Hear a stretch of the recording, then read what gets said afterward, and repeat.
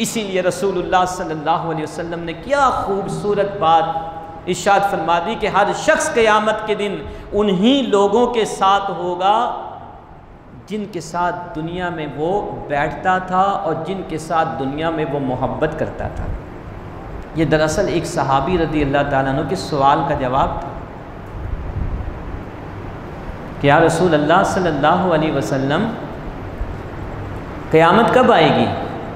तो अल्लाह के नबी अलैहिस्सलाम ने उल्टा सवाल कर दिया कि सवाल पूछने वाले बताओ तो सही तुमने तैयारियां क्या की हैं? तो उन्होंने अर्ज़ किया रसूल अल्लाह सल्लल्लाहु अलैहि वसल्लम इतनी कोई ख़ास नमाज़ें रोज़े नहीं। यहाँ पर मैं अर्ज़ करता चलूँ, पहले भी मैंने एक दफ़ा ये वाक़या सुनाया था कि यहाँ पर नवाफिल की बात हो रही है, फ़राइज़ की नहीं। कोई ख़ास नमाज़ें नहीं, नवाफिल वगैरह, क्योंकि वो सहाबी रसूल थे तो उनके बारे में तो ये तसव्वुर ही नहीं किया जा सकता कि उन्होंने ये कहा हो कि फ़र्ज़ में कभी पढ़ लेता हूँ कभी नहीं पढ़ लेता। ये नवाफिल की बात हो रही है।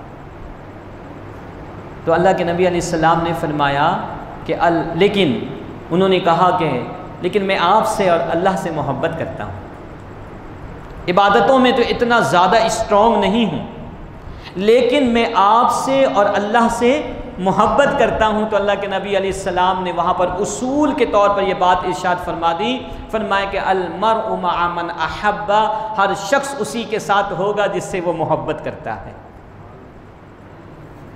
और मोहब्बत का मयार क्या है ये भी मैं आपको अर्ज़ करूँ। ये नहीं कि सिर्फ़ आप कह दें कि मैं अल्लाह के नबी अलैहिस्सलाम से और अल्लाह से मोहब्बत करता हूँ, बस जी मोहब्बत का मामला हो गया, कल क़यामत के दिन मैं पास हो गया। मोहब्बत का मयार ये है कि जिससे मोहब्बत की जाती है उसका तकाज़ा और मयार ये होता है कि महबूब के हर हर अमल को इख्तियार किया जाए, महबूब के हर हर कौल पर अमल किया जाए, महबूब जिससे मना किए करे उससे रुक जाया जाए, जहाँ जाने के लिए कहे वहाँ पे दौड़ता हुआ बंदा मोमिन चले जाए। यह है मोहब्बत का आसान लफ्ज़ों में मयार और इसकी पहचान। तो अल्लाह ने फरमाया कि वक़द नज़्ज़ला अलैकुम फ़िल किताब, और तहकीक अल्लाह ने तुम पर इस बात को किताब में बयान कर दिया है, नाजिल कर दिया है कि अन इज़ा समिअतुम, जब तुम सुनो कि अल्लाह ताला की आयतों का इनकार किया जा रहा है या उनका मजाक उड़ाया जा रहा है, तो फ़ला तक़उदू माअहुम, तुम उनके साथ ना बैठो। ऐसी मजलिसों से भागना चाहिए, उठकर वहाँ बैठकर मज़े लेना नहीं चाहिए। कहते चलो देखे तो सही क्या बातें हो रही हैं। कई दफ़ा इंसान जो है अच्छा होता है, नेक होता है, लेकिन ऐसी मजलिसों में बैठने और ऐसी मजलिसों में जाने की वजह से वो गुनाह की तरफ माइल हो जाता है। ऐसे बहुत सारे लोग आपको मिलेंगे जो पहले नमाज़ें पढ़ा करते थे और आज नमाज़ें उन्होंने छोड़ दी क्योंकि उनकी सोहबत बदल गई, उनकी कंपनी बदल गई। और ऐसे भी बहुत सारे लोग आपको मिलेंगे कि किसी ज़माने में वो गुनाहगार थे, हर वक्त इस्यान में मुब्तला रहते थे, लेकिन किसी अल्लाह वाले की सोहबत उन्हें नसीब हो गई, उनकी ज़िंदगी का पूरे काया पलट के रह गई, उनकी ज़िंदगी तब्दील। इसीलिए तो मौलाना मानवी रहमतुल्लाह अलैह ने फरमाया कि सोहबत सालेह तुरा सालेह कुनद, अच्छे लोगों की सोहबत तुम्हें अच्छा बना देगी, सोहबत ताले तुरा ताले कुनद, और गुनाहगारों की, बुरे लोगों की सोहबत तुम्हें बुरा बना दे। और अल्लाह भी हमें यही हुक्म इरशाद फरमा रहा है। फिर फरमाया कि कब तक तुम उनसे दूर रहो, हत्ता यखूदू फ़ी हदीसिन गैरी, जब तक कि वो किसी और बात में मशगूल ना हो जाए, यानी फिर अच्छी बातें ना करने लगें। बुरी बातों वाली मजलिस से भागने का हुक्म दिया गया। जब तक वहाँ बुरी बातें होंगी वहाँ बैठने से हमें रोक दिया गया। और अगर कोई ऐसा नहीं करता तो अल्लाह ने फरमाया कि इन्नकुम इज़म मिस्लुहुम, तुम भी उन्हीं की तरह हो जाओगे। वही बात जो मैंने अर्ज़ कर दी कि कल क़यामत के दिन उन्हीं लोगों के साथ हमारा मामला होगा। इन्नकुम इज़म मिस्लुहुम, बेशक तुम उन्हीं लोगों की तरह हो जाओगे। फिर अल्लाह ताला फरमाता है कि इन्नल्लाह जामिउल मुनाफिकीन वल काफिरीन फ़ी जहन्नम जमीआ, बेशक अल्लाह ताला मुनाफिकीन और काफिरीन को जहन्नम में जमा करने वाला है। ये मुनाफिकीन भी और काफिरीन भी जहन्नम में इकट्ठे हो जाएंगे, क्योंकि मुनाफिक भी काफिर हैं।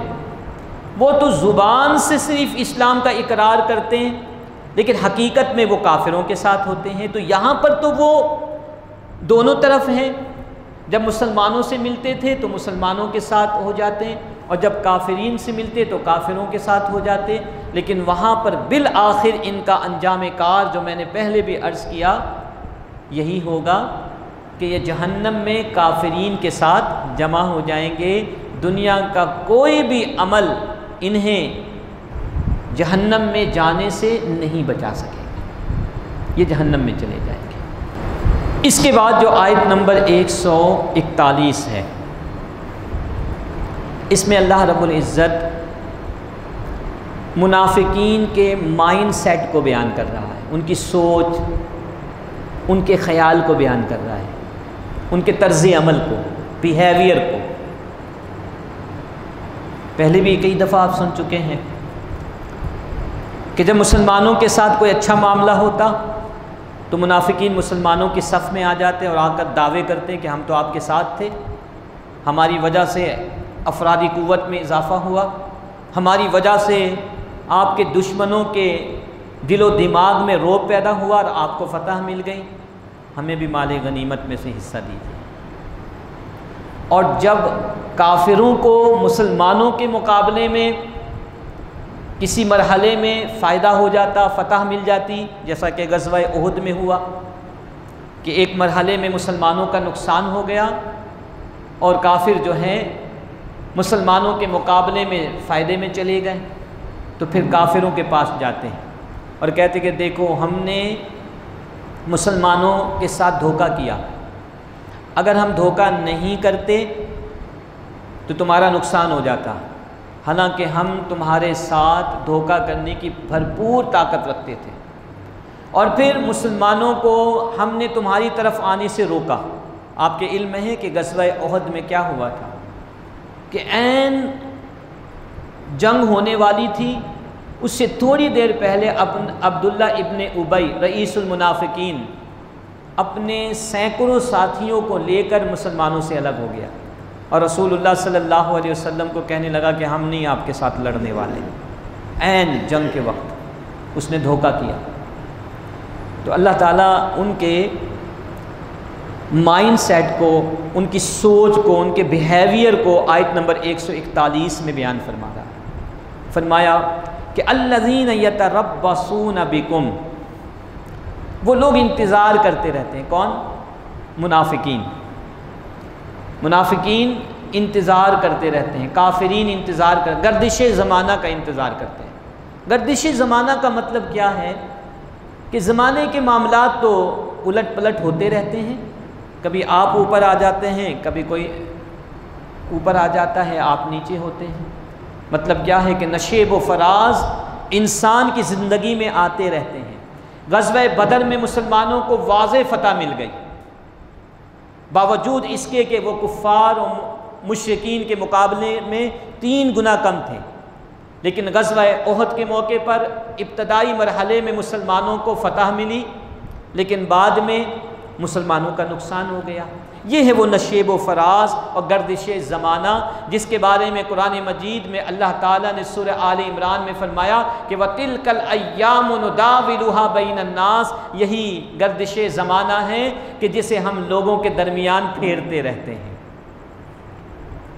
ये नहीं कि मुसलमान हमेशा खुश खुर्रम रहेंगे, ऐसा कोई वादा नहीं है। तकालीफ, मसाइब, आजमाइशें मुसलमानों पर भी आती रहती, बल्कि ज़्यादा आती हैं। ये तो ईमान का दर्जा होता है और ईमान की कैफियत होती है कि मुसलमान हर हाल में अपने रब का शुक्र अदा कर रहा होता है, कहीं पर भी वो शिकवा नहीं करता, शिकायत नहीं करता। अगर फ़तह मिल जाती है अल्लाह का शुक्र अदा करता है, फ़तह नहीं मिलती, नुकसान हो जाता है, तो अल्लाह से दुआ करता है कि या रब्बल आलमीन हमें दोबारा से फ़तह अता फरमा दे। तकलीफ़ पर वो सब्र करता है, मसाइब पर वो सब्र करता है। लेकिन मुनाफिकीन मुसलमानों के हवाले से गर्दिश ज़माना का इंतज़ार करते थे कि कब मुसलमानों को फ़तह मिलती है, कब मुसलमानों को नुकसान होता है। दोनों सूरत में उनका बिहेवियर अलग अलग होता था। वो क्या होता था, अल्लाह ने बयान फरमा दिया। फरमाया कि फ़इन कान लकुम फ़तहुम मिनल्लाह, फिर अगर अल्लाह की तरफ से तुम्हें फ़तह मिल जाए, कामयाबी मिल जाए, तो मुनाफिकीन क्या कहते हैं, अलम नकुम माअकुम, क्या हम तुम्हारे साथ नहीं थे? क्योंकि बज़ाहिर तो वो रसूलुल्लाह सल्लल्लाहु अलैहि वसल्लम की मुबारक मजलिस में आया करते थे और अपने बारे में यकीन कराया करते थे, और ऐसे यकीन कराते थे कि जो सहाबा कराम अलैहिम रिज़वान वो भी कहते कि क्या ये ईमान की कैफियत को बयान कर रहे हैं। अल्लाह ताला सूरतुल मुनाफिकून की इब्तदाई आयात करीमा में उनकी इन चालबाजियों को बेनकाब कर दिया कि ए रसूलुल्लाह, ए अल्लाह के रसूल, आपकी बारगाह में ये लोग आते हैं मुनाफिकीन और कहते हैं कि बेशक आप अल्लाह के रसूल हैं।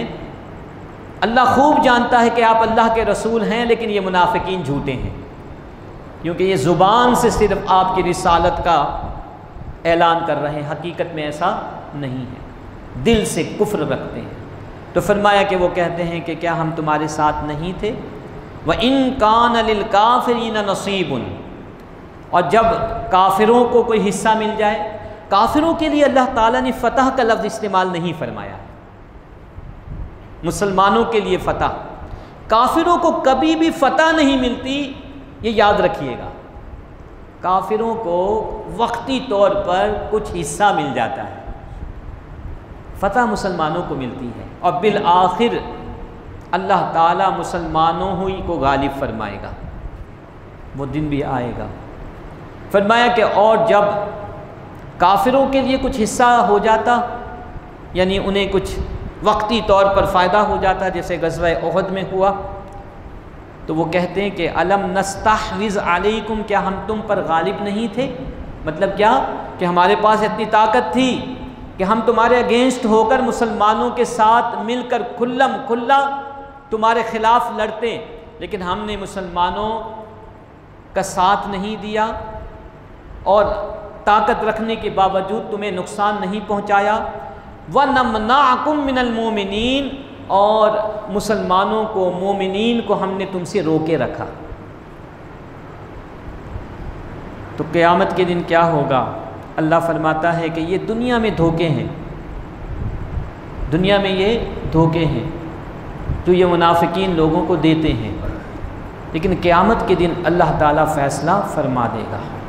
फ़ल्लाहु यहकुमु बैनकुम यौमल क़ियामा, बस अल्लाह ताला उनके तुम्हारे दरमियान क़यामत के दिन फ़ैसला कर देगा। और क़यामत के दिन फ़ैसला क्या होगा वो हमें बता दिया गया। इन्नल्लाह जामिउल मुनाफिकीन वल काफिरीन फ़ी जहन्नम जमीआ, क़यामत के दिन अल्लाह ताला मुनाफिकीन को भी और काफिरीन को जहन्नम में जमा कर देगा, इकट्ठा कर देगा। वलन यजअलल्लाहु लिल काफिरीन अलल मुमिनीन सबीला, और हरगिज़ अल्लाह ताला काफिरों के लिए मोमिनीन पर कोई रास्ता नहीं बनाएगा। इसका मतलब मैंने अर्ज़ कर दिया कि बिल आखिर अल्लाह ताला मुसलमानों को काफिरीन व मुनाफिकीन के मुकाबले में फ़तह अता फ़रमाएगा। तो सामीन मोहतरम, आज के इस दर्स में हमने कुरान मजीद फ़ुरक़ान हमीद की सूरह मुबारका अन-निसा की आयत नंबर 140 और 141 का तर्जमा और इख्तिसार के साथ इन्हीं आयात करीमा की तफसीर समाअत की। इन आयात में जो हमें मालूम हुआ वो ये कि हमें अच्छी सोहबत इख्तियार करनी चाहिए, हमें अच्छी सोहबत, अच्छे लोगों की संगत इख्तियार करनी चाहिए। अपने बच्चों पर भी आप तवज्जो दें। ये अच्छी संगत अच्छी सोबत सिर्फ ये नहीं कि किसी जगह फ़िज़िकली हम लोगों के साथ बैठे हुए हैं तो यही अच्छी संगत है। अगर मोबाइल फ़ोन आपका बच्चा इस्तेमाल कर रहा है तो आप उसकी ऐसी तरबियत कीजिए कि वो ऐसे चैनल्स को, ऐसे प्रोग्राम्स को देखें कि जिनमें इस्लाम के बारे में, अल्लाह उसके रसूल के बारे में बातें हो रही हैं। ये हम सब की ज़िम्मेदारी है, ये याद रखिएगा। आज हमारी नई नस्ल, नौजवान नस्ल बर्बादी की तरफ गामज़न है। आपको अंदाज़ा नहीं है शायद कि हम किस कदर गिरावट का शिकार हो चुके हैं। ये याद रखिएगा कि रसूलुल्लाह सल्लल्लाहु अलैहि वसल्लम ने इरशाद फरमाया कि अला कुल्लुकुम राइन कुल्लुकुम मसऊलुन अर रइयतिही, कि ख़बरदार तवज्जो के साथ सुन लो कि तुम में से हर एक ज़िम्मेदार है। हर एक, मुझे नहीं, इनको नहीं, इनको नहीं, हम सब को नबी करीम अलैहिस्सलाम मुखातब फरमा रहे हैं कि तुम में से हर एक ज़िम्मेदार है और हर एक से उसकी ज़िम्मेदारी के बारे में पूछा जाएगा। बाप से बच्चों के बारे में पूछा जाएगा, बीवी से शोहर के हुकूक़ के बारे में पूछा जाएगा, शोहर से बीवी और बच्चों के बारे में पूछा जाएगा, जो आका है उससे उसके ग़ुलाम के बारे में पूछा जाएगा, इमाम से मुक्तदियों के बारे में पूछा जाएगा, आलिम से अवाम के बारे में पूछा जाएगा। कोई भी नहीं बचा। तो हम ये समझते हैं कि हमने नमाज़ें पढ़ ली, हमने अच्छे काम कर लिए तो काफ़ी है। ठीक है, ये मकाम शुक्र है कि अल्लाह ने हमें तो तौफ़ीक दी, लेकिन इसी पर इक्तफ़ा करना अक्लमंदी नहीं है। इससे आगे इसी अमल को अपने बच्चों में मुंतकिल कीजिए, अपनी औलाद में मुंतकिल कीजिए, वगरना कल पकड़ हो जाएगी। अल्लाह ताला हमें अमल की तौफ़ीक अता फ़रमाए। वमा अलैया इल्लल बलागुल मुबीन।